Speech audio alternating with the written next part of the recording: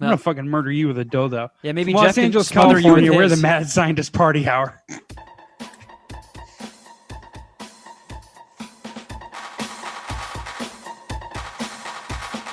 I need some marijuana too.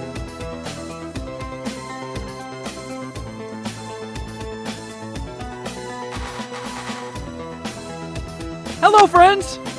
Welcome back to another episode of Mad Scientist Party Hour. My name's Kevin Kraft. Once again, joined by a man who is completely nude from the waist down and is currently jacking his boner off with the excess skin of his nutsack. That's Geoff Clark. Hey! And beaming to us from the business end of an OnlyFans account, the bearded booger-eating cam girl known as Shuddyboy. Yo. Brap, brap. So we just came out of a pretty epic Easter egg, which I feel like I'll be able to salvage for the handful of people that only watch us on YouTube. I feel like I can chop that up. We recorded a decent enough of it to put it up on YouTube. And then Geoff just sort of blitzed us right out of it into the main episode. And you were talking about, your weight, I ripped Geoff. the Band-Aid.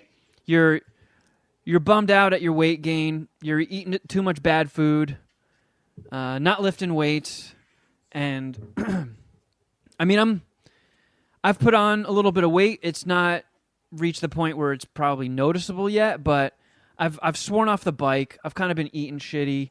When Gizmo died, I was super bummed out, and I was like, "Fuck eating healthy. Give me pancakes. I want treats. I want snacks." And I'm bouncing back. I'm eating better, but I definitely need to get back on the bike. I definitely need to lift more weights. I'm now at the point where when I order food, like when food delivery comes, and they call me and they're like, "Hey, I'm outside the gate," and I run down there, I feel my tits bounce like I'm in Baywatch. And it kind of gives me a boner. But it's like, I feel them, and then I get all self-conscious, and I'm like, oh. And I cover up like a bashful lady. Because I don't want anybody seeing him bounced in my fucking shirt.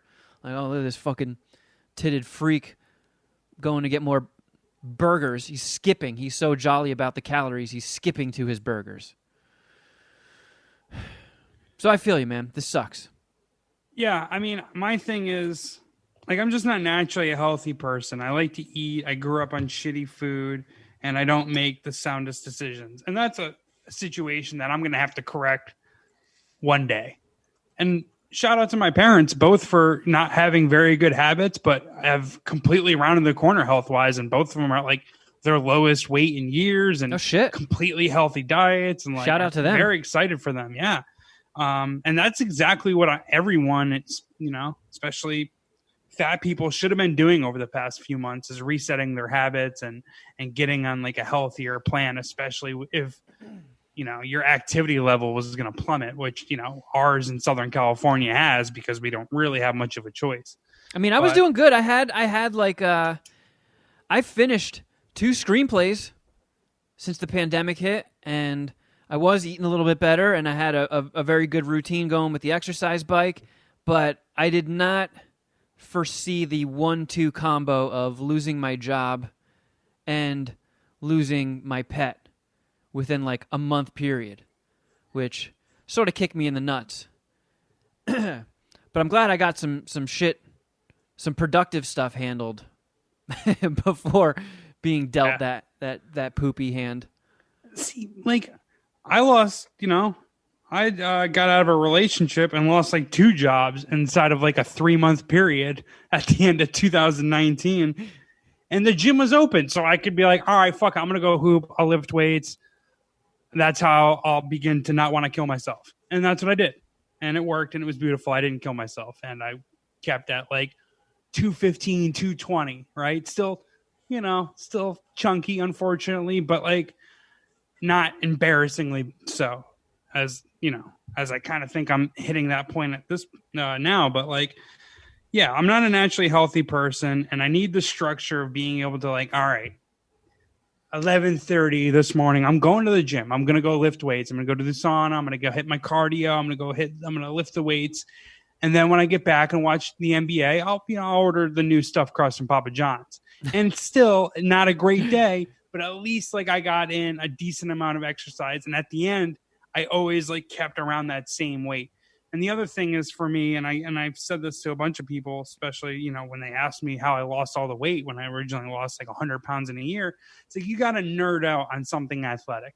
You know, some people can do that with hiking or whatever hobby. I grew up playing basketball. I love basketball. That's my shit. And I want to go out and play. And there's no gyms open. Gyms aren't going to be open or aren't going to be regular in Southern California. Hopefully by summer. I don't know. Probably not. But hopefully by summer, probably not. But like they took down all the hoops in the local courts. Like they don't. We're at a stay-at-home order for indefinite, as far as I know. And it's just frustrating. Every time I run by the courts, you know, to get in some sort of cardio, I'll fucking see people hanging out in the courts, rollerblading and fucking skateboarding and not social distancing whatsoever. And it's just like, oh, cool. I can't play basketball. The Lakers can play basketball. And these fucking pussies can roller skate. Fuck me. So like, it helps me with my cardio because then I just want to like flee the scene and run away. You know what you should do, Geoff? I move a little faster. We should get you like take some of these Patreon funds we've been pulling and get a paintball gun. Wasn't going to suggest like that, but sure. Dude, I wanted to. I don't know how much that's mad at the roll. That's not going to burn calories shooting rollerbladers unless you chase them. I was so mad when I saw the rollerbladers on the basketball court. I almost, you know, the Mike V shit where they go up to him, they call him a skater fag, and he beats up 4 jocks. I was I was gonna try to reverse that, but I was like, you know what? I'm gonna get my ass kicked by 4 rollerbladers. That's how that's gonna work. And it's gonna be like Rollerblade Girl, where they kick that guy in the face with the rollerblades. That's what they're gonna do to me. Yeah, that would be funny to see the polar opposite of that legendary Mike V video. Just shredded skater beats up 4 dudes for, you know, calling them what they called him, and then Geoff getting his ass whipped by 4 girls in roller skates, just soccer kicking him across the head. Yeah. Oh, mercy! That's exactly how that would play out. So I was going to say, Geoff, you should invest in a VR helmet and get the Beat Saber game. And then you can film yourself doing it and make it another Patreon video. Because I feel I'm not gonna film myself Beat Sabering. No way. That doesn't sound right. I mean, I've always felt uncomfortable about starting an even higher tier on our Patreon, just because, like, I know it's an optional thing.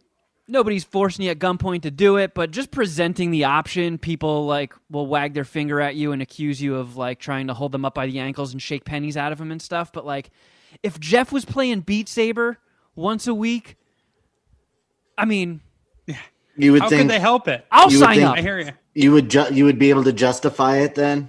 Maybe. I don't know. I still feel really bad about doing it, but like, I mean, think about it. If we could. It's just Beat Sabering. Quit our jobs. Like if well, I mean, obviously I wouldn't be quitting my new one, right? But like, generally speaking, because that's like the same vein. Like I love telling jokes for a living. I love doing a show for a living, and it's fucking sweet. Like if I had a job that was not entertainment, like think about it. If you guys could quit your jobs and we could live off of Patreon, like that pay the rent, and we could just start like a Patreon empire. Like I would love to see this. I don't know why this idea popped in my head, but if Geoff did a show where he was like forced to watch anime and review it, I don't know why. That seems very entertaining to me. Okay. I'm happy that we're workshopping some Patreon ideas. You know what? I don't hate getting more content. Around episode 500 is where Sailor Moon has jumped the shark for me. All right, I'll catch you guys next week. Yatta! I'm with you about the whole urge to upgrade your subscription tier with Patreon. I know sometimes, like, I'll get on OnlyFans, and sometimes when you have a certain level of hard-on or erection, you can't help but just upgrade or buy that video. You know what I mean? So I get it. especially if there's like going to be a video review and you got all this taco meat out there. Yeah, you just oozing That was a sex stupid like joke. Jeff's taco meat OnlyFans. Yeah. And Shuddy is. Are I you? get some back sweat going. All this conversation's making me hot and bothered. Oh, all this OnlyFans talk is making me horny. Shuddyboy, did you just take a swig of canola oil? No, this is Solo Banana Soda from Trinidad. I was gonna Banana guess from soda? Trinidad. I feel Banana like Trinidad. I feel like Trinidad, Jamaica. What's another one? One of I those don't other like where this is Caribbean going. countries. They like their shit is banana soda. Like they love banana soda. I mean, well, Shuddyboy, are you ready to join Ja? Has that banana soda? I mean, I've got the marijuana, I've got the banana soda. I don't know what else more I could need. Puminati friend Kwame, I think, is getting married in Jamaica. So No your shit. boy might be going to Jamaica soon. Wow, that's awesome! Yeah. Shout out to Kwame. Well, I haven't talked to him on that front for like a couple weeks. I don't think he called it off. I don't think he's done dirty. And I'm pretty sure I'm invited. Yeah. Well, I don't know about that. The wedding, I'm more convinced the wedding is happening than I'm invited. I'll tell you that. Shuddy, how do you feel Jeff's behavior at weddings is?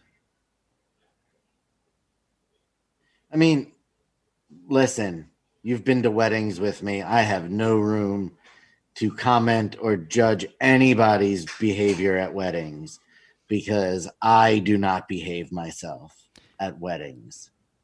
I'm always trying to French the bride. Can I just make a point? Just give you something to think about, Kevin, before we get your take on the record about me possibly at weddings or family gatherings. Despite my vulgarity and some of, let's say, insensitive comments that I make, I do really good with like old people and children humor. I can make kids and old people laugh. So I can go. If you're at Kwame's wedding in Jamaica and he's like, they're gonna love me. Having a drink with his new bride, and they're laughing it up and about to get served their first slice of cake, wedding cake, and then he looks over and he sees you off in the distance, like chatting with his grandma. Is he going to be like, "Oh, fuck"? Not that apartheid joke. Yeah, no, I'll be all right. You don't think Not he would Gotta stay sharp. Got to stay sharp. So, you know. It's opposite of the way that we felt at Ellis Mania during Everlast when Geoff was off by himself talking to random people and you and I had many panic attacks and had to go wrestle him away from these people who had fear in their eyes. I mean, I had, my eyes were shaking and I had some, there are some substances. So I hear that's a different situation. Although I do get down at weddings. So point taken.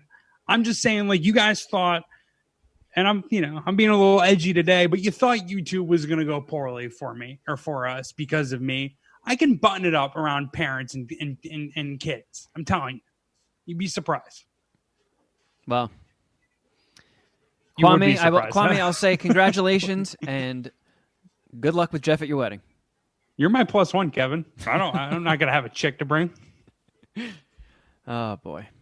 Wow. I'll take separate flights. Switching gears a little bit, I had the other night I went to piss. And when I piss at home, I like to sit down to piss because I'm a lady. And Because you don't want to clean up a mess. yeah, Man, I'm always you peeing and you jerking off. What the hell? Just weird. Tune into I know. the Easter egg for that. So like I don't know. I'm always barefoot, so I've noticed sometimes when I take a piss in the toilet, I somehow feel like little water splash flecks hitting my feet. It's like, oh, I don't want to get piss all over the place, so I'll sit down to piss. Regardless, so I sit down and I'm taking a piss, and I'm like, oh, what the hell is that? Something stinks. I'm like, man, I hope that's not like my ass, but it didn't smell poopy.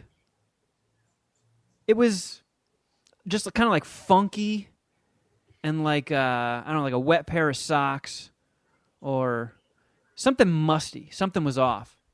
Like a T-shirt after I do a nice little 4-miler. A little bit, yeah.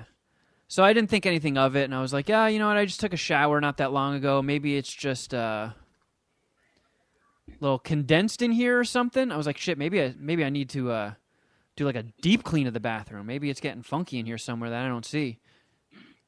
And then the next morning I wake up, and I take another piss, and I'm like, oh, God damn it, what the fuck is that? I open up the shower curtain, and there's like a layer of filth. Like all along the bottom and like up the sides, like creating like a water line mark. And I called my landlord, and I was like, what the hell's going on here? And she's like, oh, yeah, the pipe's probably backed up. And I was like,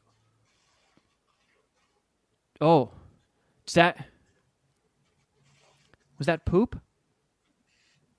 And I think there might have been poo flecks. It looked like black sand had like come up with the water and then dried up on the sides and stuff. But it was doo-doo, I think. It's possible there was some doo-doo. And then it did it again while I was waiting because she was like, all right, we'll get a maintenance guy over.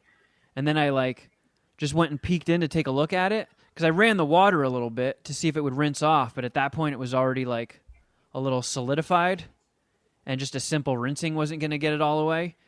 And I watched, and the water was draining, and it drained kind of slow. And I was like, shit, this sucks. Something's fucked up. But when I went back a little bit later, the water rose again, and it was just there. It wasn't, like, lowering at all. And some guy had to come in with, like, this weird power drill and shit, and he completely disassembled my shower and stuff, and it was a whole long thing. But, like, I had to scrub my neighbor's doo-doo butter. Wait, what? Why? Why did you have to scrub it? Who else was going to scrub it, Geoff? They don't pay for cleaners? What are you talking about? I mean, I think they pay somebody to clean it, and he did, like, it was cleaner than when I saw it, but let's be honest, if there's fucking doo-doo butter in a shower, you're cleaning your own shower better than you're cleaning somebody else's. Oh, that is not how I'm looking at this at all. I am talking to the apartment managers. Like, I guess you have to get, yeah, you're right. The plumber can't clean up the shit. That's not what the plumber does. I guess you got to hire a fucking cleaning crew too, don't you? I mean, holy shit.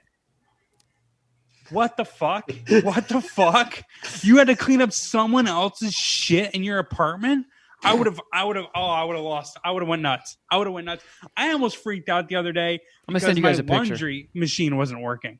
Like, I don't know how you could have taken this in from, given the month and a half you've had, how does that not send you into falling down territory? Like, I would have went fucking ballistic. It's getting there. Dude. I feel for you, man. It's like, for the love of Christ. I got some E-bombers. Want me to drive them up to you? Can I suck somebody's wiener off and cut the vaccine line, please? Just give me some hope here. Give me something. Well told on the story, though, because you mentioned this weekend prior to us, I think, recording Supermarket Queefs. Check that out on Patreon as well. But I completely forgot what you were talking about as you were introducing the subject. So did You're I. a good storyteller. Yeah, I didn't know where you were going with this. I was like, oh, wait, that did happen. It felt like a lifetime ago, too.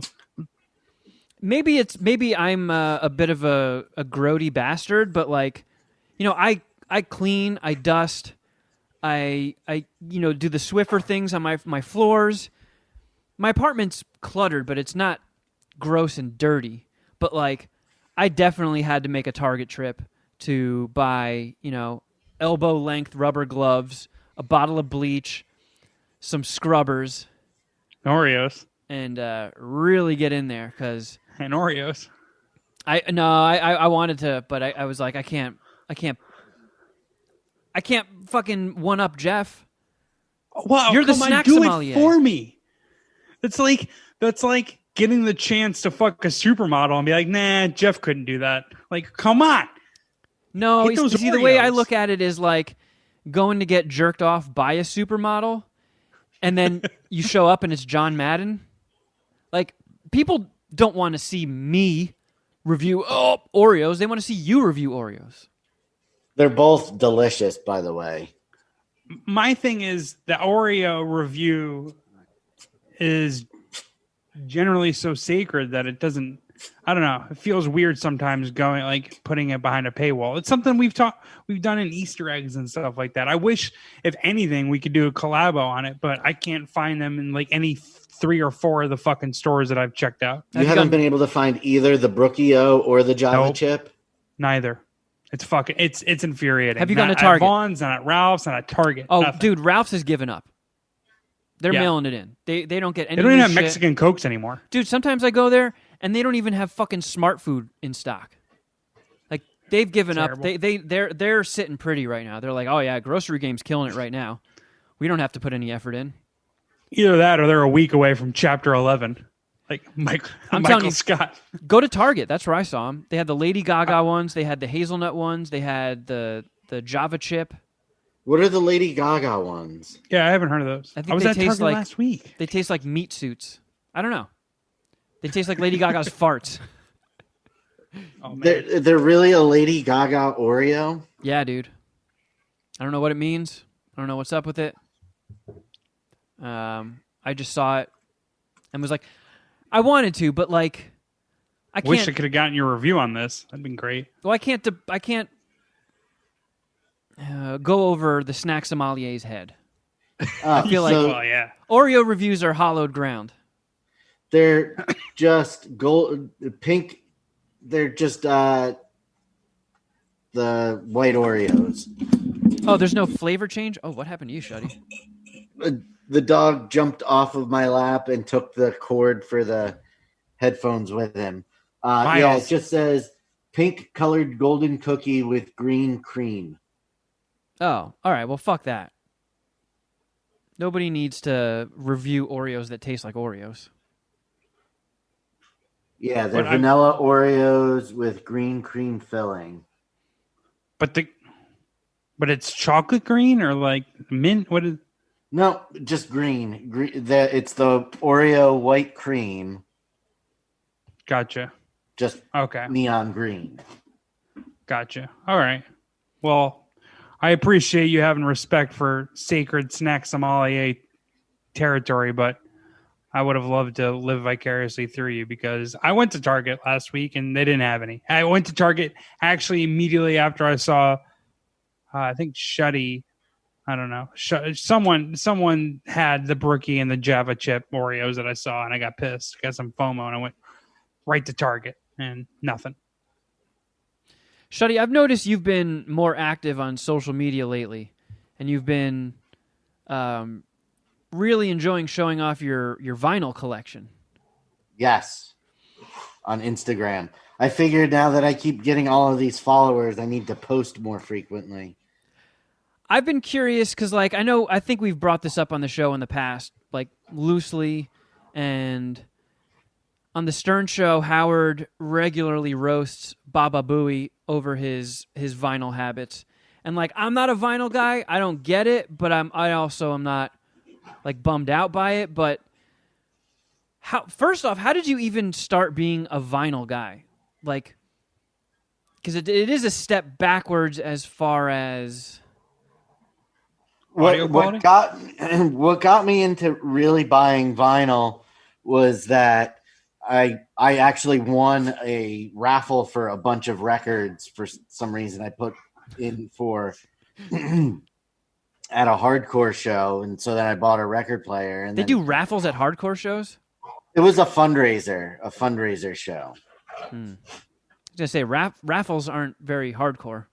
No, it was a small local show, and it was raising funds for something. I don't remember what. So they were like a local label that's in town here or in Bethlehem was donated some records and was selling raffle tickets for the prize to donate to the fundraiser.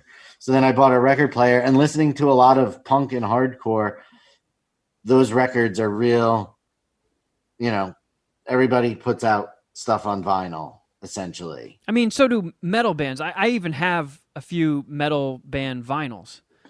And a lot of the time it's like, because I know metal bands sort of get fucked. You know, to be in a metal band, you have to be, you know, a virtuoso at your instrument. Like they're playing the guitar, the bass, the drums so fucking fast. And they get, you know, no recognition for it. You know, metal bands just make no money. And they have to have the most talent with their instrument to do so. So I like to go above and beyond. If a band I love is putting out, you know, a pre-order bundle, I'll throw them a few extra bucks just to support the homies. And sometimes it comes with a limited edition vinyl, and I don't open them. At my old spot, I used to sometimes hang some of them on the wall and shit, but they're just in a stack in my closet right now. I've never been inclined to... It seems like too much work to like buy a fucking record player and then have a spot for it and hook speakers up to it and then... Well, you can get the needle right. You can Looks get these. They make some of them are really good. You can get these compact speaker record players all in one that just look like a little suitcase, so you don't have to have it out on the shelf all the time. Do you still have the same record player that you got when you started listening to records, or are you like, oh, I'm a connoisseur now, I need better hardware? No, I actually have a record player in pieces over here to the left and a working one over there. I bought my record players used at the record store when I needed a record player. And the one over here needs a new belt. So Draven didn't want his record player anymore. So it was out in the garage. So I had a backup one to swap out until I can get a new belt for that one. Do you, like, when you started listening to records, when you like put the record on the player and then get the needle and put it on there, do you sit back and you're like, oh yeah, that's the stuff? You get like a nice blazer and... No, because what I've been doing is I've been pulling out a bunch of records and then just playing them while I work. You got some weird shit. That's why you had like a David Lee Roth one. Oh yeah, I bought that at the record store when I went there recently. I bought a couple of random things. I got David Lee Roth EP. I got Elton John's Goodbye Yellow Brick Road. John Cougar Mellencamp album. What are you doing over there, Shuddy? I would just grab some random stuff. They were like $4 a piece. So I was like, I'll buy them. Are you looking at these as possible investments? Or No. I'm looking at them as I was stoned and I enjoyed looking through the records and they were inexpensive. So. Are you going to start like mixing? Are you going to be like a DJ and like scratch Elton John? No. Are you now that you have two record players, when you get the other one functioning again, are you going to do like a mashup and play Pennywise and NoFX at the same time? No. They're not going to be hooked up together. Dude, I don't like the record player that I have that I'm currently using. Okay, be honest. Have you ever put a record on and been like super stoned and then be like, I wonder, and then wiki, try scratching? No. You've never tried scratching? I had a record player when I was a kid in my bedroom and I think I did that once and my father lost his mind. You're like, oh, it's like that whole jerking off to porn thing, huh? Shuddy Jr., we will not have hip-hop in this house. I don't want to ruin any of my records. I mean, could you... Apparently you don't want to funk them up either. What about your Elton John one? Could you bust that out right now and try scratching? You wouldn't be able to... I don't know how you would hear it because it is far away from me right now. Oh, it's like a fixed thing? You can't just like bring it over or wheel it over? Correct. Yes. No. How much does it weigh? Well, I have a turntable and then I have a tuner and equalizer. I got two turntables and a microphone. Speakers. Where it's at. I got two turntables and a microphone. Great song. So that's my record. Oh, okay. Is that your entire collection? Yes. Oh, see, that's another thing about like vinyl is so big. It takes up so much space. And if you have like a massive collection, you basically just like live in a warehouse, it seems. But I don't know. Do you think if we gave you a week's notice, maybe you could try and Spinderella for us next week? Yeah, what if we get you? What if you get like a record that you don't care much about, and you try to DJ that? Like, it doesn't hurt the player, does it? Just the record? I have no idea. I mean, I can't assume it's good for. You weren't listening to your father? They make turntables that are specifically designed for doing that, and I don't have one of those. Urban turntables, yeah, sure. I don't have DJ turntables. All right. Hey, look, in the right hands, they're all DJ turntables, Shuddy. Right. Yeah, exactly, Kevin. I'm not feeling this can't do attitude. I don't know. That just popped into my head now, but I feel like that would be a fun treat to watch Shuddyboy try to scratch Elton John's Goodbye Yellow Brick Road. The incel tier on Patreon is filling up with ideas. What if you're just like a natural at it? Oh, hey, right. Hey, right. Imagine like you trolling Shuddy to do this turns him into like one of the most world-renowned DJs. Yeah, he tells us to fuck off, and then he goes on tour with Paris Hilton. Yeah, move over, like, Steve Aoki. Just call me Cascade. I don't have a deep well of references here. I'm sorry.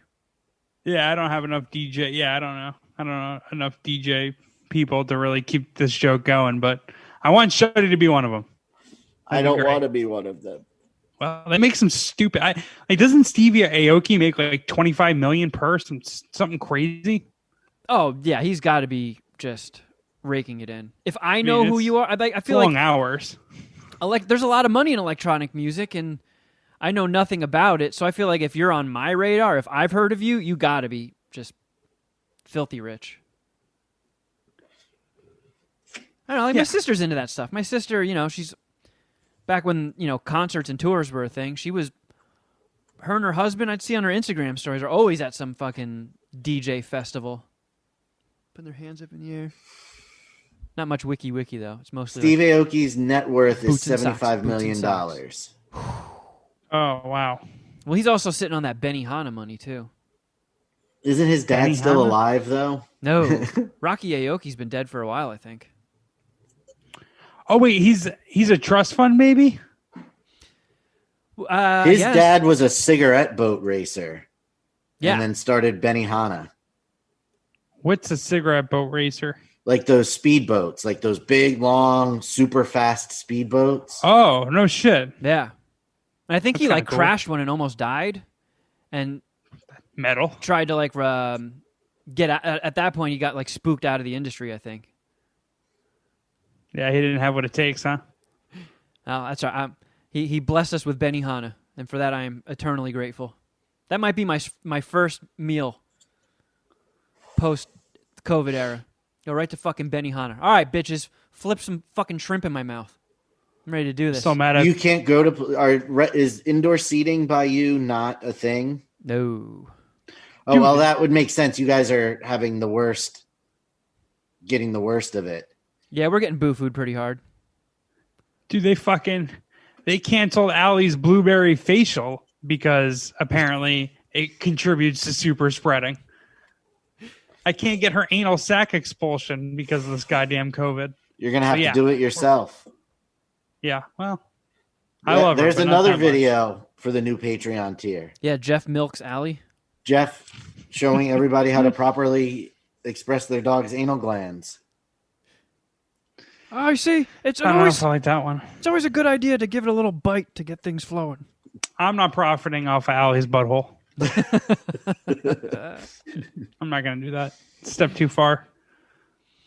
Hey, I saw some stuff this past week. I saw some stuff too. Me three. All right, well, what did you see? I only saw one thing other than Game of Thrones. Did you pussies watch WandaVision? We did. Yep, I watched WandaVision. Cool. So the first 2 episodes came out, right? Yes. I took a little Clark survey yesterday, seeing if they would watch it with me, and I got a quick no. Clarks Really? are not interested in WandaVision. Did you watch it? You didn't watch it yet. Do you have Disney Plus? I don't think I'm going to. I watched documentaries about two American icons. Kevin, what did you think of the first two episodes? They're interesting. I give Marvel props for going so weird with their first MCU series. I wasn't really sure what to expect. I think everybody, when they released that trailer, was looking at it like, what the fuck? It's Scarlet Witch and Vision trapped in an old-timey TV sitcom. What the hell is this? And it is fucking weird, and they stick to mostly that format. Yeah, it is. Way I describe it, it's fucking super cheesy, but it's sticking with that 50s, 60s sitcom cheesiness. So it's doing it on purpose. I'm hoping. It seems that they're progressing into different stages. Like, there's a difference between the first episode and the second episode. Yeah, so what they're doing is they go to, like, from what I've been reading, they go to a different era each episode. Okay. So, like, which the first they don't explain in the show at all. No, they just give subtle clues. Because, I don't know, for as far as I'm concerned, you can't put a sitcom in front of me and I'll be able to differentiate between 50s and 60s. But, like, first episode is a 50s era style, like I Love Lucy. Second episode is a 60s Bewitched style show. And apparently every new episode moves a decade higher. And eventually, from what I hear, there's going to be a 90s Full House style episode. Shout out to MGL. I don't know what that is. Machine Gun Laurie. Lori Loughlin? Oh, yeah. The hardest bitch out there in the college bribery scandal. You already forgot? I got another 10 minutes. You want me to go another 10 minutes on Lori Loughlin? Yeah, that's all right. But yeah, so I don't know. It's they definitely nailed what they were going for, and they do once or twice per episode show these little cracks in the facade, indicating that, I mean, obviously they're not really in a TV show. It's some sort of prison or trap. As Geoff houses a banana. Fuck. Who eats a banana like that too? Who like licks the tip first and then takes a bite? I foreplay my banana. Fucking I enjoyed it though. They're acting their asses off. The chick who plays the neighbor, Catherine Hahn? Is that her name? I never know her name. She's in everything. She's the sister-in-law from Step Brothers. That's all Yeah. I ever see her as. I love her. She's fantastic in it. Kitty Foreman was also amazing. Yeah, from that 70s show. Yeah, it's good. I mean, it's well made, and it's shout out to them for saving a few bucks finally on making Marvel stuff, because it definitely doesn't look all that expensive. But I don't know how sustainable this format is. Like, I saw that there's 9 episodes listed.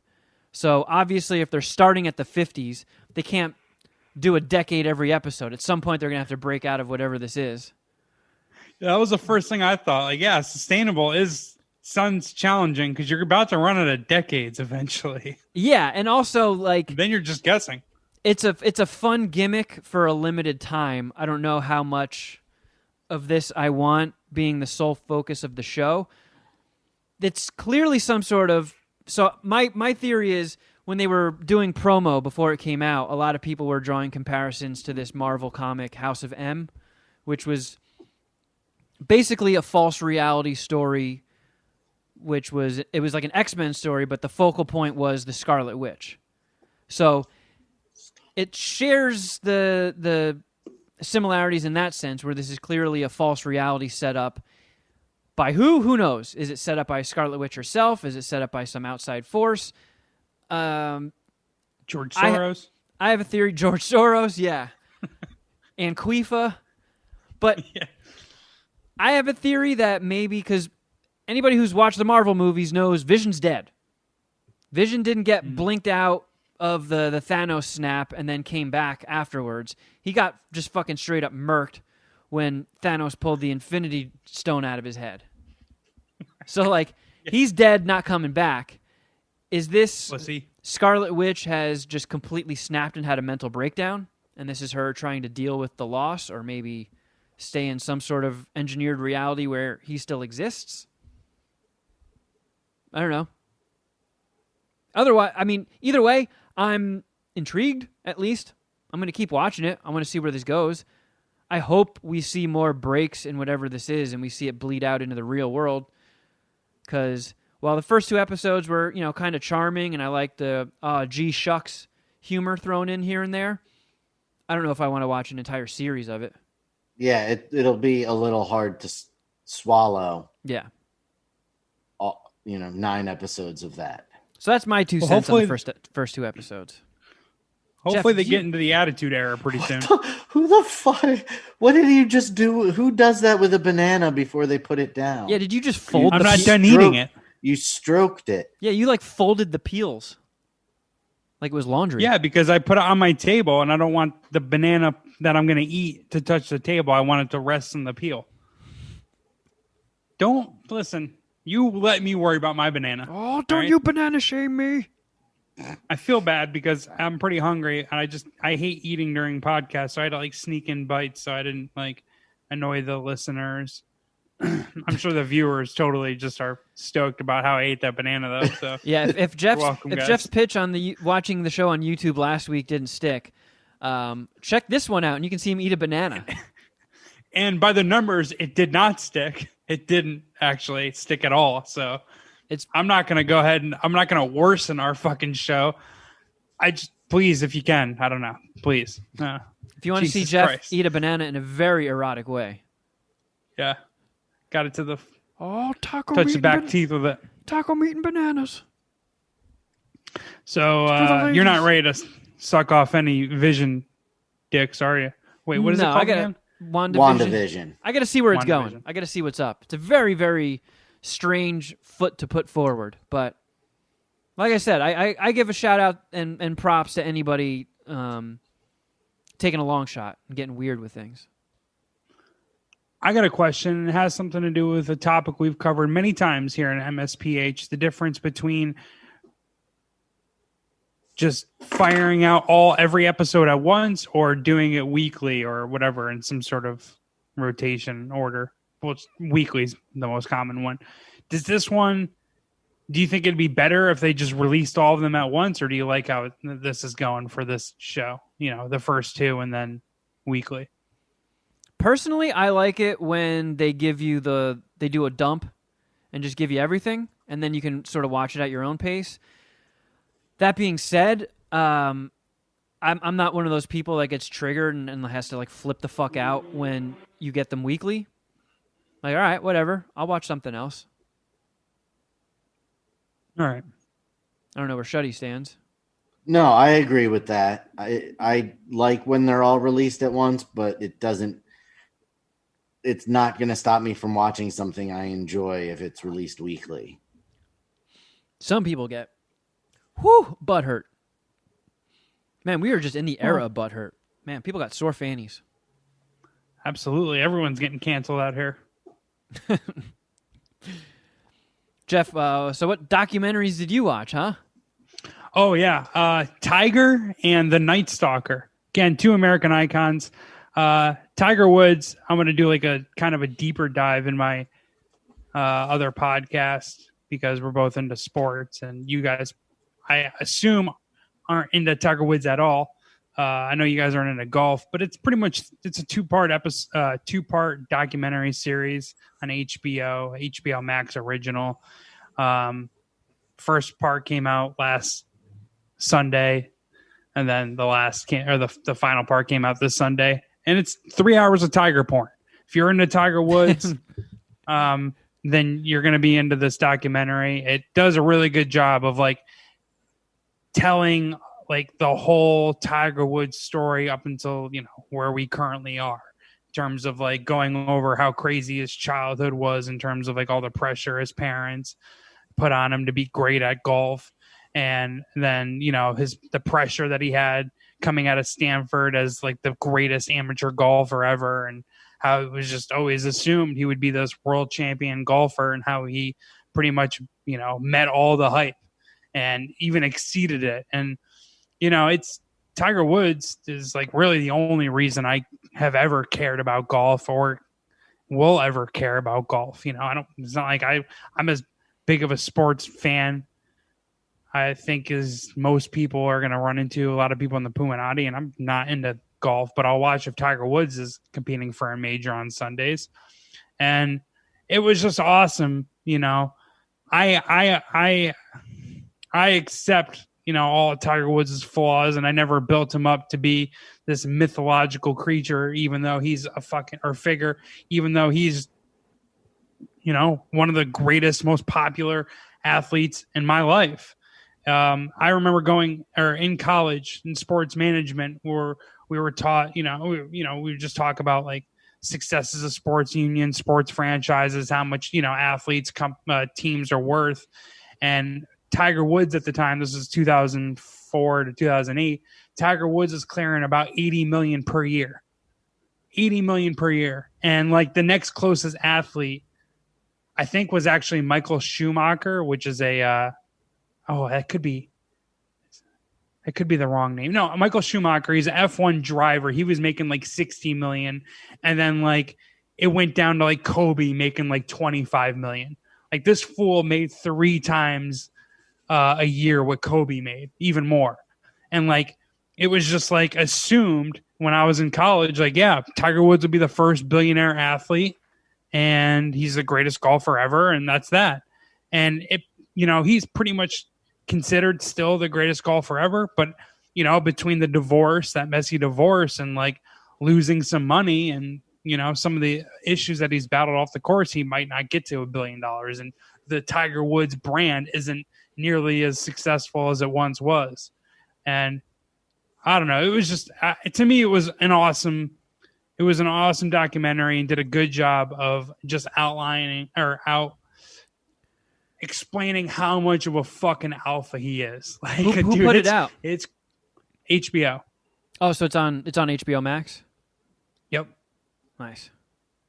Yeah, they talk about his the cheating scandal, his DUI scandal, or the DUI that he got, which I remember covering in USA Today Sports. It happened while I was working at USA Today Sports, and it was the biggest video of our year.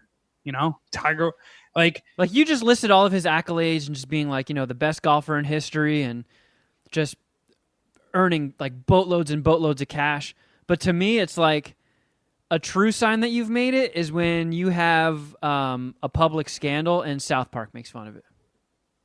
Right. Yeah. It's like, ooh, wow, what an achievement. Yeah. Like South Park goofed on you. Yeah, if they're gonna cover you, that just you're in the zeitgeist. No, that's accurate. And like, yeah, like I don't know. And the South Park joke about it is hilarious, and it's pretty much the Chris Rock joke where it's just like all these people came down on Tiger for doing something that none of them can really understand, right? Like the Tiger Woods success, popularity, how easy he could get women. Like, yeah, I do not understand. I don't understand options. Right. Yeah. Yeah. It's something I've never had to deal with. No one has options like Tiger Woods. Yeah. So you watched both of them? Both yeah, episodes? I watched that one last night, and I finished the Night Stalker one today. The Tiger Woods documentary, I'll probably give it a 4.25. It wasn't as good as the Night Stalker documentary. I really did like the Night Stalker documentary. It's a 4-part docuseries on Netflix covering the Night Stalker murder spree in the mid-'80s. I'm sure everyone on this, I don't know if you guys are familiar or have heard of this guy, Richard Ramirez, serial killer from Southern California. Yeah, it was like the whole trial, and I think the height of his fame was in the late 80s, early 90s, and it's before I started remembering things. So I remember like young I remember being young and hearing jokes, like crude jokes about Richard Ramirez, or hearing references maybe. Did he eat people? But I never. No, he never ate people. So he's honestly one of the scariest motherfuckers ever. Like I think he's kind of scarier than Ted Bundy, but he would just like randomly break into people's house, and like he would break into couples' houses, and he seemed to be targeting old people, and he would shoot the husband in point blank range in the head, and then like violently rape and murder the wife. Good and Lord. Either abuse the child if there was a kid there, and or murder the kid as well. Actually, is he dead? I think he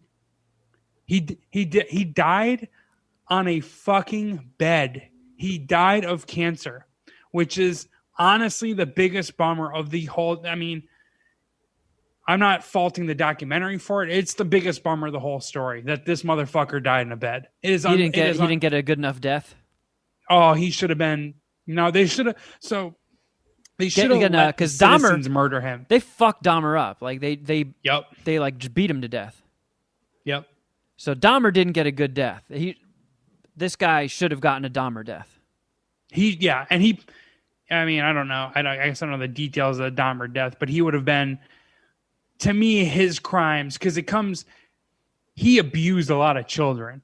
And yeah, like all the, the murder stuff, like we're splitting hairs, the murder stuff and the eating people, the gruesomeness of his murders, like how much worse are they than Jeffrey Dahmer? But he abused children. Like this motherfucker deserved general population. He deserved like, hey, every day we'll see how this goes for you, buddy. Who knows? Yeah. You might not make it, but we're not protecting you. Oops, shouldn't have done those crimes.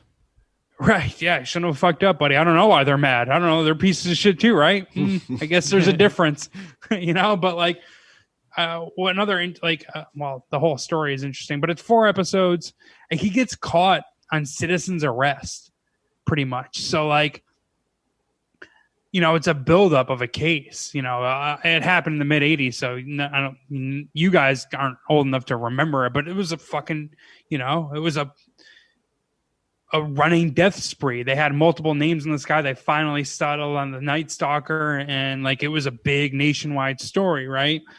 But so like the final stretch of the case, I think it was like the last like day or two of the manhunt. They got like an actual photo of him and name, and they fucking put it on newspapers. They put it on TV, and fucking his neighbors like caught him outside and like tackled him essentially and like held him there and like called the police. And that's how they fucking got him. And then the police got him, right? And they have him in the cop car and they're, arresting him. And they're dealing with the crowd at that point. Like it's getting to the point where like we're worried they're gonna kill this fucking guy. And it was like kind of like man, see, I hope they got America some shots. Suck that bad. Like we when did good here. Like Jude has told stories before about getting arrested, and then the cops take him in the back room and they flip the cameras off and whip his ass, and then turn the cameras back on and process him and shit. I hope they got some good shots in on Night Stalker. Like some stuff they can't see, like such a high profile shove a nightstick up his butt. That's the thing. It's such a high profile case, and the guys working the case, the homicide detectives, are like the one guy. His name's Frank Salerno. He's like the Michael Jordan of homicide detectives. He caught the hillside strangler, which was another famous serial killer in L.A. So like this guy was like big shit, and like maybe there was something like where he didn't want to do that because it could fuck up the case, and he wanted to nail this guy as hard as he could, right? He wanted this guy to go down. So maybe, but like I always wonder about that, right? Like what kind of like restraint do these detectives and homicide people have? Because like they were looking for this dude. They were looking for this dude for years, 5 or 6 years, right? And he commits some of the worst crimes ever. Honestly, it's just fucking terrible. Yeah, I can only imagine what Geoff would do if he ever caught that guy that stole his Jordans out of his car. Right? He would get way worse than Richard Ramirez, I'll tell you that. But like, how are you, if you're not a cop, knowing what this guy does, like, how do you not just like, every doorway you walk him through, just slam his fucking head in the doorway. You know what I mean? Just Hopefully they did. Every time you help him or you get him out of his cell, you just smack him in the back of the fucking head.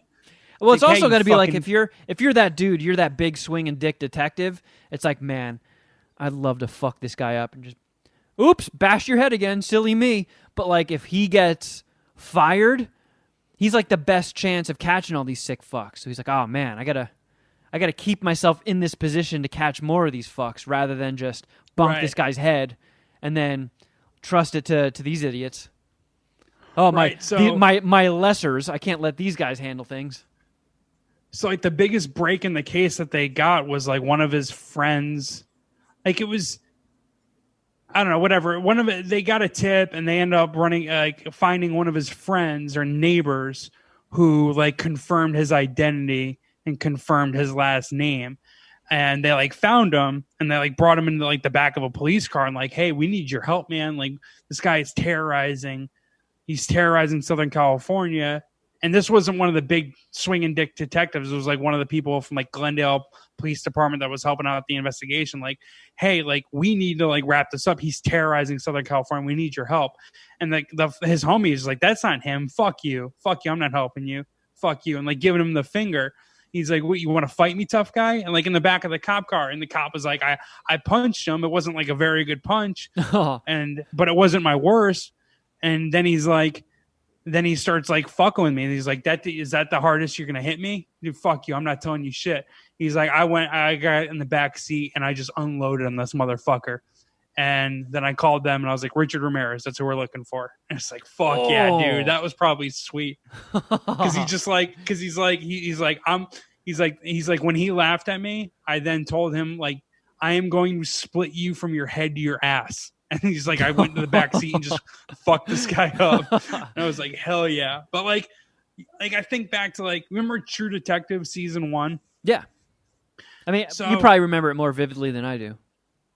So they think they find the killer, and they don't, in like episode 6. And it's these like deranged, like fucking meth head or hillbillies that are making like drugs. Like I think it's meth. And they're also like kid fuckers and murderers. Like they're just the scum of the earth, right? And Matthew McConaughey and Woody Harrelson run up on him and they catch him. They get him in cuffs and he's on the ground.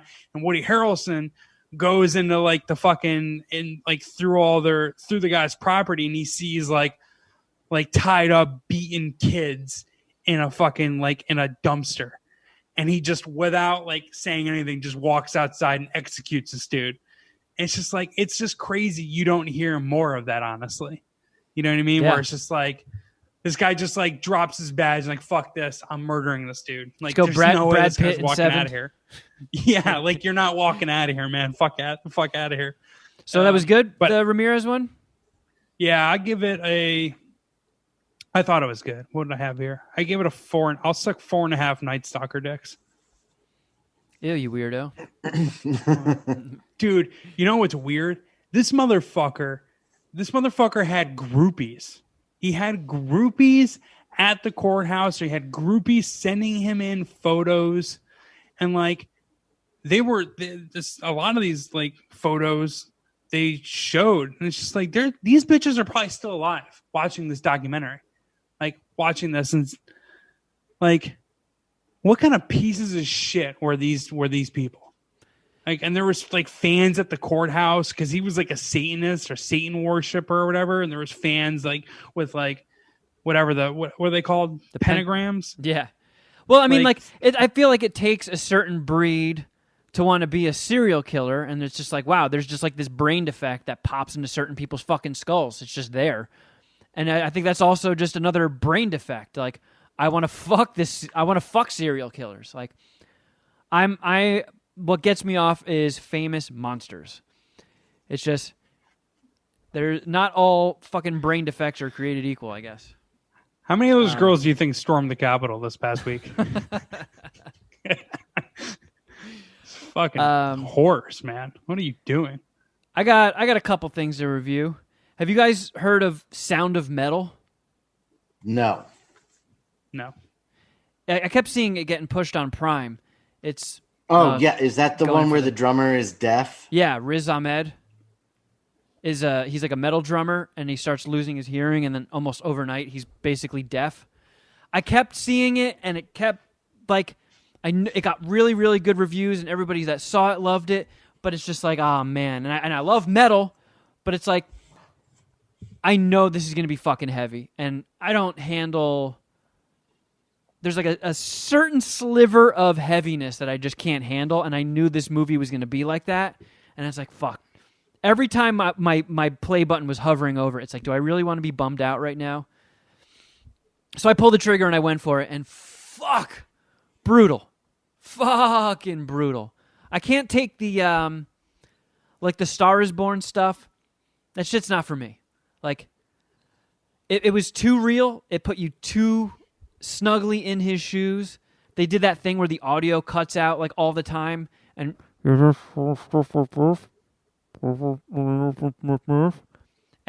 freaking me out. I mean, it was really well made. Riz Ahmed can act his fucking balls off. But like, 2-hour movie, it felt like it was 16 hours. Just Really? there is not a smile to be had in that movie. And, you know, I can register that it was very well made and well written and well acted, but that was not an enjoyable 2 hours for me. I can't. I'm not trying to shit on the movie with my review, but that's not my kind of movie. So I can only suck one Sound of Metal dick because it was too miserable. But hey, if you ever find yourself and you're like, I'm having too good of a day, that'll snap you out of it. Holy shit!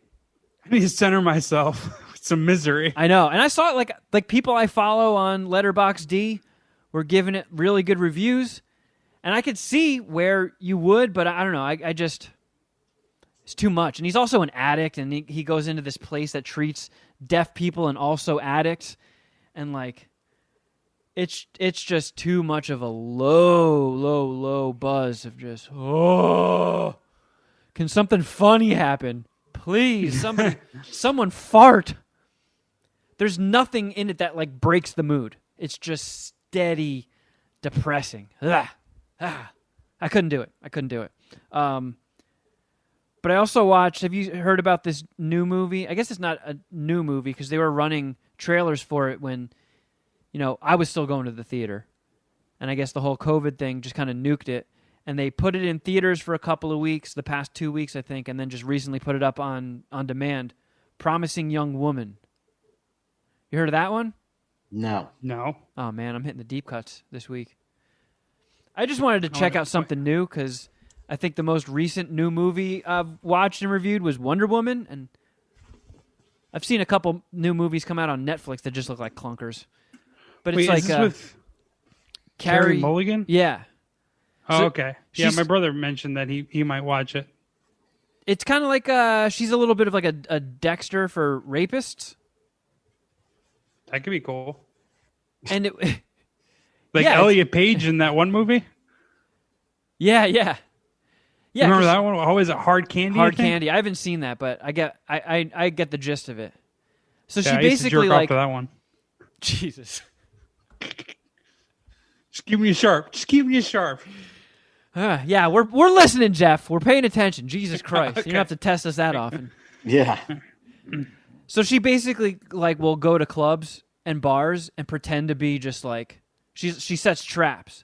Like, I'm so wasted I could barely stand. And if you're the type of guy who's like, "Oh yeah, I'm going to fuck this passed out chick." She'll like get you. And she sort of tries to get out of it, and you learn more that there was an event earlier in her life that sort of triggered this desire to like really go after and catch dudes and stuff. So she kind of gets. Oh God! All right, what are you gonna ask, Geoff? No, it was a bad joke. I was just gonna say, was this before or after she became a promising young woman? Sorry. You had good momentum and I ruined it. My bad. Anyway. So she sort you want of me to mute him? Tries to, yes, please. She tries to like get out of that, world and try and live more of like a normal life. Oh, you actually did it. No, he muted himself. I didn't. I did not do that. I was going to as a joke, but it won't let me because he was muted.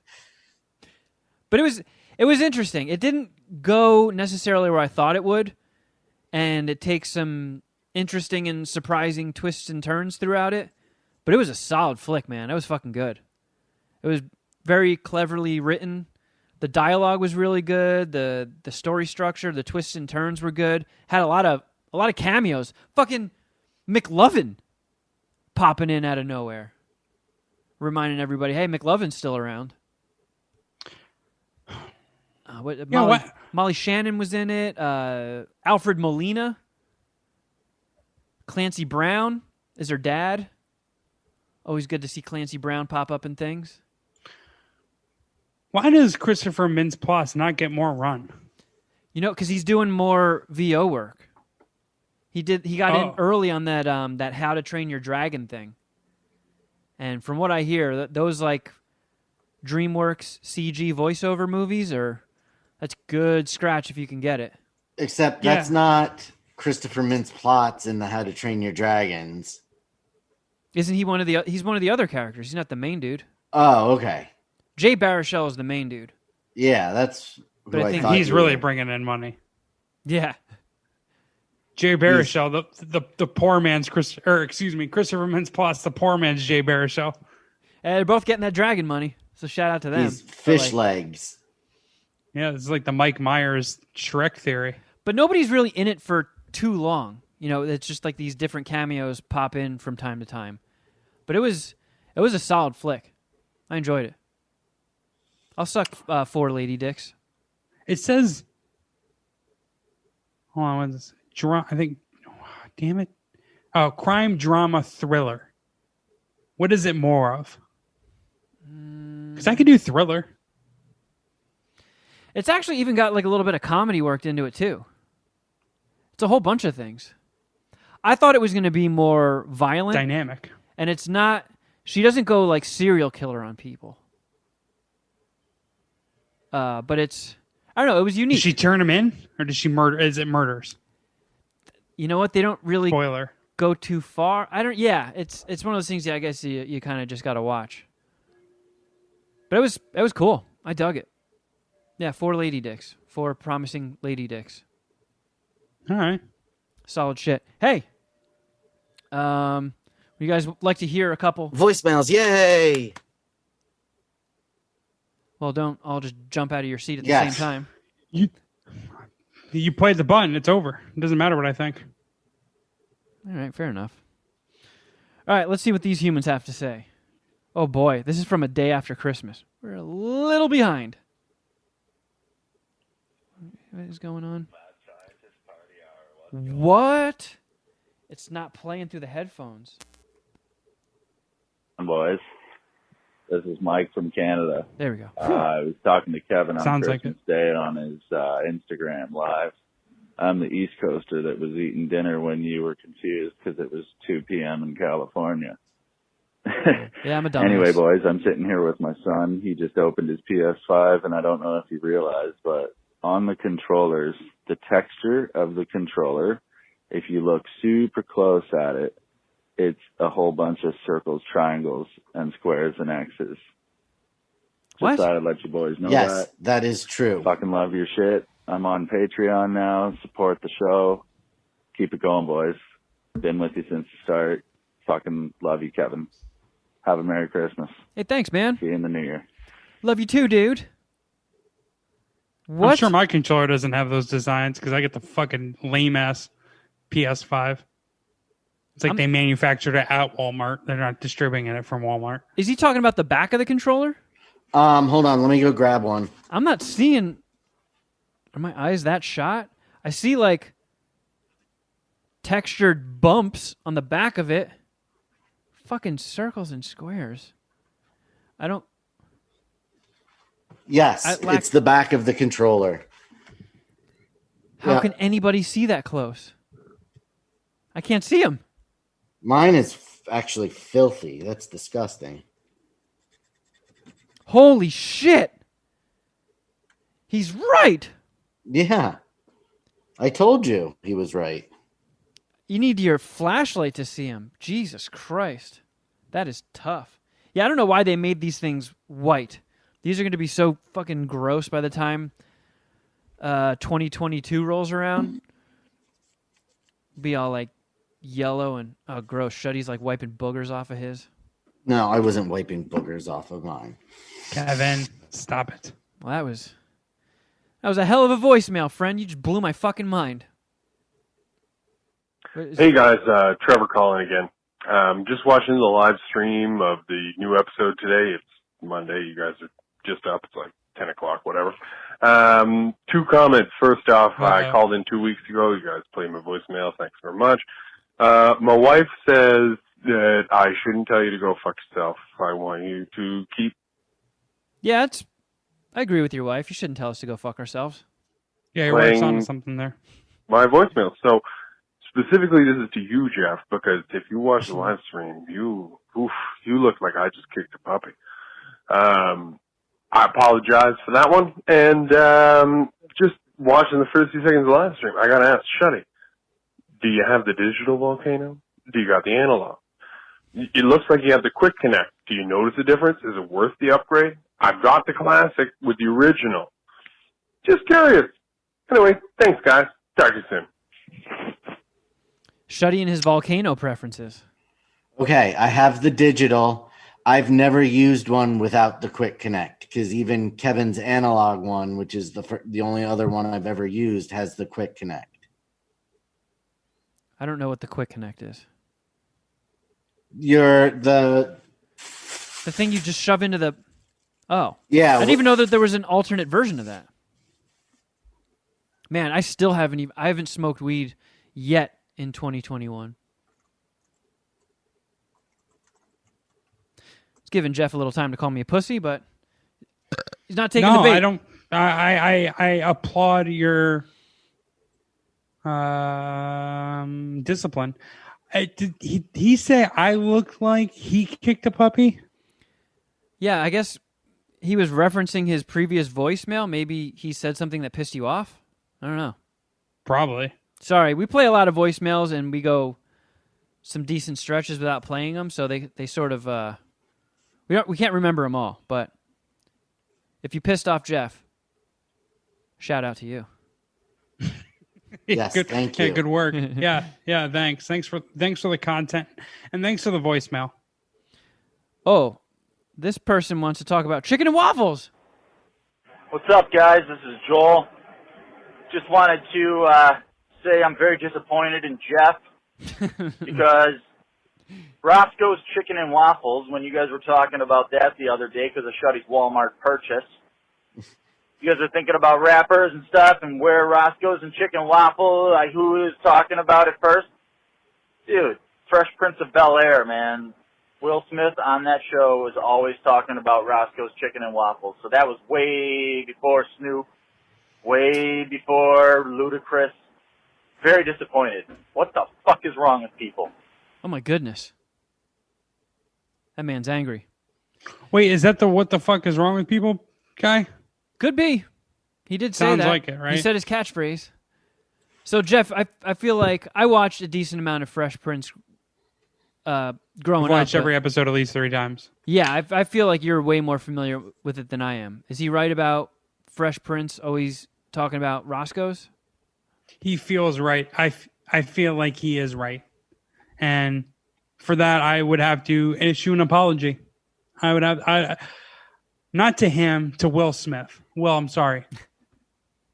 I'm sorry. Did you watch the reunion on HBO Max? Sorry, Will. I didn't give you the credit you deserved. No, I haven't watched a reunion. I don't really like reunion shows. I don't know, reunion specials, reunion stuff. Like, I don't know. I don't think I watched all of season 4 of Arrested Development. And that's not even a reunion. That's a reboot. I watched nothing of Fuller House. I don't know. Like a reunion, it didn't. I wasn't a Full exciting. House fan growing up.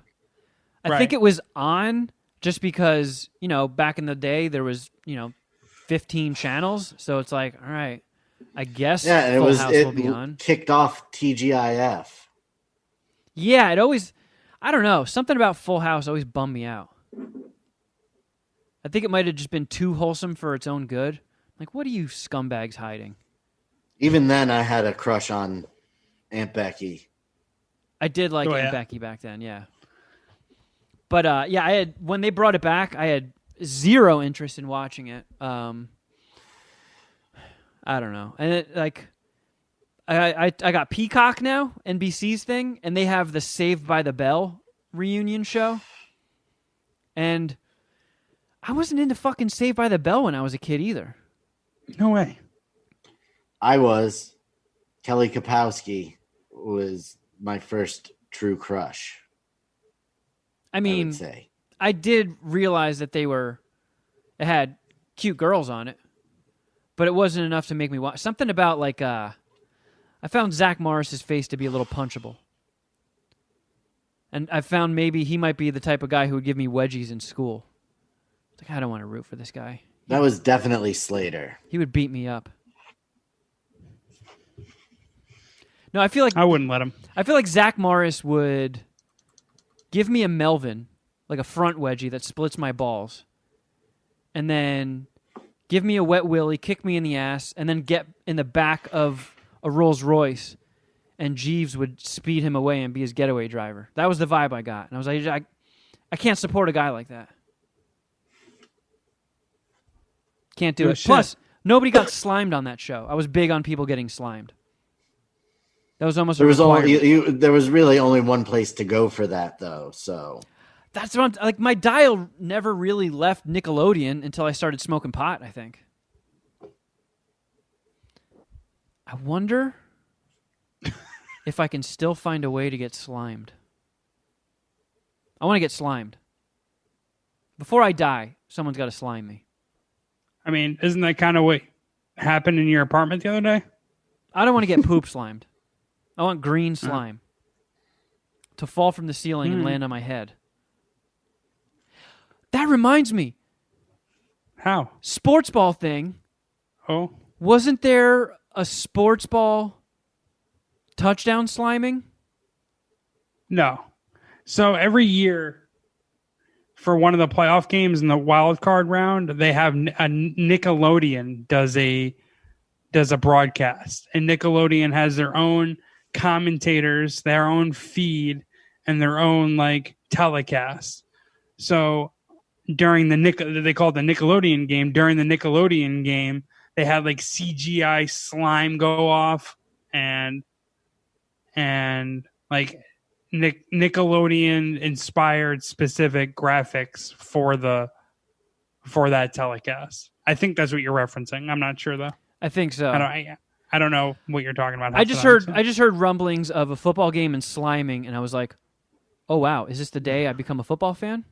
You're in at that point? Because I've always said football is just one element shy of catching my attention, and you incorporate slime into it. Like if they start sliming people in Jeopardy, like, all right, Alex Trebek is gone. We gotta spruce it up to bring in new viewers. How about if you go below the zero line, you get into negative money, you get slimed or electrocuted. That's worth me tuning in to feel stupid every night. Yeah. You slime people in fucking football? You put in booby traps? I'm there. For sure. Laser guns?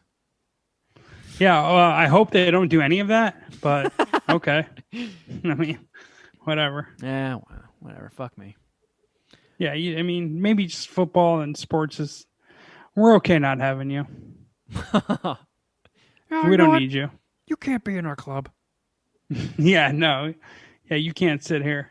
You keep reading your comics, wiener boy. Yeah, exactly. You get it. All right, let's do one more voicemail. What's up, boys? This is Geoff in Indy, your resident chief technology officer. Just wanted to point out, I know you guys were talking about Die Hard and Christmas movies and stuff. And I heard this year that the reason Die Hard is a Christmas movie is because if it wasn't for Christmas, he wouldn't have even been on the plane to go to the party in LA in the first place. Therefore, it is a Christmas movie, because if you take Christmas out, the movie wouldn't have happened. So yeah. The other thing I wanted to say is, Kevin, have you ever thought about doing any voice acting work for cartoons or movies or anything like that? Because Yeah, you hiring? I know that Jimmy Stewart impression was pretty good, and you do all these voices and stuff. I don't know, something you could look into now that you got a little bit more free time on your hands. But, hey man, you guys are doing awesome. Happy holidays. Keep it up. Well, thanks, man. I mean, fuck yeah. I've wanted to do voiceover work like forever. I mean, not even just because of the reason we were talking about earlier of how it's a very nice, easy paycheck. You know, it's just like acting without worrying about what your body's doing. You can just sit in a booth in your PJs and do it. I fucking love doing voices, man. I always have, ever since I was a little kid. So if I could somehow just make money off of it, like that's for sure a bucket list item, is doing a voice in a cartoon. Fucking love to. I would also love to write a movie. There's just these certain things that I can't crack the code to break through into. But I'm trying. Who knows? We'll see. Maybe now that I do have a little bit more free time on my hands, I can figure out the fucking missing piece of the formula. Or use my free time to stalk people that could use their powerful positions to benefit me. Find the... what was that guy? The chief technology officer? I'll find the chief technology officer of Hanna-Barbera and kidnap him. I'm just kidding. I'm not going to do that. No, do it. That's the perfect way to get voiceover work. Kidnapping a hiring manager. Yeah, I'll go King of Comedy or style. Just, I'll just roll like De the top Niro. guy. We got a follow-up in the emails from Tamara, who said, Tamara. Shuddy was the first one to say my name right. Like Tia and Tamara? Tamara. Tamara. That's what I said, right? Tia and Tamara? Oh, Okay. She's talking about fucking sister. Yeah, Tia and Tamara. I made that joke last week. It's Tamara. I thought it was Tamara on the show. No, it's Tamara. Well, shit. Well, she also makes things easier for us. I also go by T-Dubs. But you guys might pronounce that wrong too. We get no credit here. It's probably T-Dubs. Your issues with my name are not uncommon, but were really funny. And yes, Geoff, it is a hot name. There you go. Yes, Tamara, it is. Let's see. Got a couple other ones here. Oh. Nope, never mind. That's somebody trying to help us out with all the Patreon notifications clouding up our inbox. Never mind. I'm a dummy. Well, I guess that's that, friends. Well, Geoff, you it got doesn't have to be if you're a Patreon subscriber. That is very true. Yeah, if you head on over to patreon.com/Mad Scientist Party Hour, the fun continues. We do an extra bonus podcast every week. And even on the $5 tier, we got a couple trickle downs if you scroll back through it. There are little teasers of other shows in there. There's 2 episodes of Supermarket Queefs that are available on the $5 tier if you want to check those out and get a little taste of the groceries. One of them is episode 1, where we just tried to do a little bait you, like a crack dealer, give you a little taste. And the second one is there due to my incompetence. I fucked up scheduling it, and I was like, that would be such an asshole move if I fucked up and put it on the $5 tier and then yoinked it back. So it's there. You can listen to both of those. And then the $10 tier is just fucking busting at the seams with stuff. I just posted 2 videos today. Shuddy started 2 new shows. No, I started 1 new... Oh, yeah, I did. In the last 2 weeks. Yes, yeah. 2 new shows. I apologize. But Soda Jerk and then Shuddy's Nerd Hole? Yes, Shuddy's Nerd Hole. Not to be confused with any other show. The naming is purely coincidental. Yeah. Weird. So there you go. Sometimes that's how the cookie crumbles. Check those out if you need some more poo in your life. You can also follow us on Instagram. I'm at Kevin Kraft. At Shuddyboy. At Geoff for Records. And at MSPH Podcast. Also, check out Jeff's other show, Fade the Media. You're gonna do an even deeper dive on Tiger Woods' bung bung? Yeah, we're gonna talk about all the Tiger Woods stuff. Nice. It'll be a lot more fun there because maybe my buddy cares about Tiger Woods, whereas you guys don't. Hey, I was roommates with his nephew in Bing Bong School. You're roommates with Tiger Woods' nephew? Hmm? That's fascinating. Yeah. Okay. Jeff's like, why are we waiting till we're trying to leave before you drop this little nugget at me? I mean, we never. You look like it looks like you broke his brain. We didn't stay in touch, but he was cool as fuck. We got along swimmingly. He was an awesome dude. I just haven't talked to him since I. Well, actually, he was a little older than me, so. Did you ever talk about being related to Tiger Woods? No. So I don't have anything Tiger related to add to it.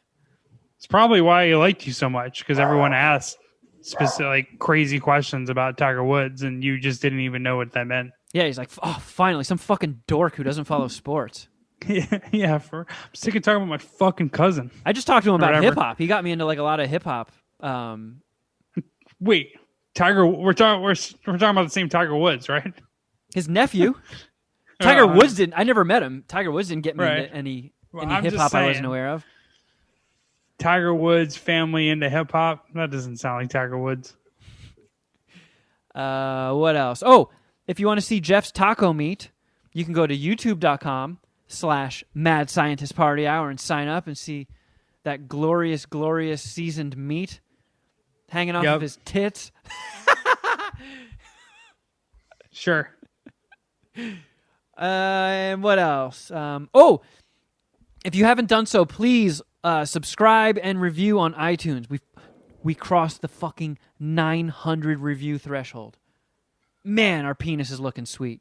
We are 97 away from 1,000. Yeah, so if you haven't done so already, please hook us up. Just takes a couple seconds to go over there and just click that review thingy. If we can get over 1,000, man, we're gonna look like real fucking G's. Where are we at? Weren't we trying to get to 420 before 420? Yeah. Yeah. Wasn't that in the last year? No, that was a little over a year. Year and a half ago. But still, that's pretty awesome. So or thank you guys almost so 2 much. years ago now. But still. Oh, yeah. Fucking, that is good growth. Awesome. Yeah. So thank you all. It'd be sweet if we could have some YouTube growth. All right, Jeff. Just kidding. Let's I'm not sorry. push it. Yeah. I'm just kidding.